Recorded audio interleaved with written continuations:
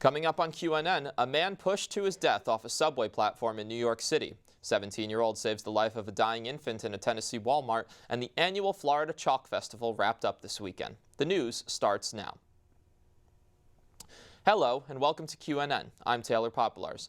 NYPD detectives are diligently searching for the man shown in this footage. Police say around 8:45 on Sunday morning, this man pushed a 61-year-old man onto the subway tracks in front of an approaching D train.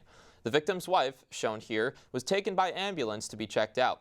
The victim, Y. Kun Kwok, was pronounced dead at the scene. A high school student saved the life of an infant at a Walmart in High Ridge, Tennessee. High schooler Abby Snodgrass said she happened to be in the right place at the right time. She's faced in the classroom. I was terrified. I remember thinking, as I'm doing the compressions, what if this doesn't work? But then I had to push it out of my mind. While the store manager was on the phone with 911, Abby performed life-saving CPR that she learned in her health class. Local Fire Chief Mike Arnhart, who responded to the call, said had it not been for Abby's bravery, the infant may not have survived. And according to New York City Police, 23-year-old French citizen faced charges of criminal trespass and reckless endangerment.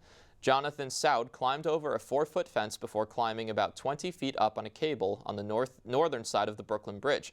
When police arrived at the scene, he was asked to get down and was arrested. This was the third incident of dangerous bridge activity this year. And Roseanne Sadoya lost part of her leg during the Boston Marathon bombings in 2013. But this setback has not prevented her from getting back on her feet and running again. She has found a running partner in Jyoti Rosenberg, amputee and founder of the Who Says I Can't Foundation. Together, the two conquered their first distance run on their prosthetic legs at Lisa's Lung Cancer Awareness 5K in Lowell, Massachusetts. Coming up on QNN, Patriots conquered the Colts in Sunday night's football game, and still coming up, the annual Florida Chalk Festival. Welcome back. In Sunday night's football game, the New England Patriots defeated the Indianapolis Colts. The game took place at Lucas Oil Stadium in Indianapolis, Indiana. The Patriots led the game by the end of the first quarter and finished strong by the end of the fourth quarter. The game's final score was Patriots 42, Colts 20. And an unusual goal was scored by Brendan Gallagher of the Montreal Canadiens in their game against the Detroit Red Wings on Sunday. After being knocked to the ground behind the Red Wings goal, Gallagher took an ambitious shot. As seen in the video, Gallagher shot the puck from behind the goal, which bounced off Red Wings goalie and slid into the net. The final score was Canadiens 4, Red Wings 1. Arizona Cardinals took on the Detroit Lions in their home stadium in Glendale, Arizona on Sunday. The final score was Cardinals 14, Lions 6. But during the game, Ladrian Waddle, right tackle of the Detroit Lions, was injured running a play. Teammate Theo Rydick unintentionally caused the injury. Waddle was able to walk off the field on his own.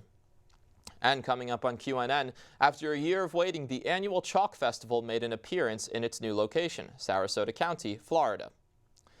These photos, taken by Robert Wilder, are what is left of the annual Chalk Art Festival in Sarasota County, Florida. Hundreds of artists of all ages participate each year. This year's theme was Extinct and Endangered Species. Wilder says he hopes to see more new faces at next year's event. Thanks for joining us for this QNN newscast. We'll be back next week with more news from around the country and the world.